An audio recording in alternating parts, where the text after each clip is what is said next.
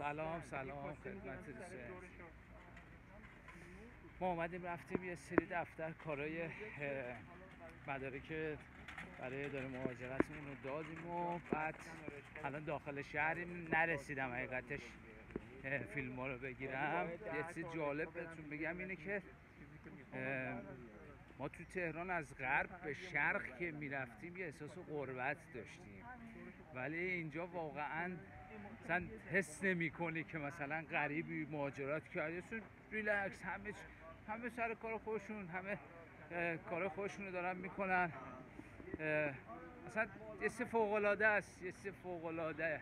یعنی آرامشی که اینجا حکم فرماه هیچ جا نیست. و یه مطلب جالب بهتون بگم اینه که فضا اگه شمال رفته باشی، مثلا مخصوصا رامسر، عیناً مثل رامسر، درخت و نمیدونم گل و گیاه و فضا سرزنده واقعا. یعنی لذت میبری جای همتون خالیه واقعا. من انگار مثلا اومدم شمال دارم کارامو انجام میدم.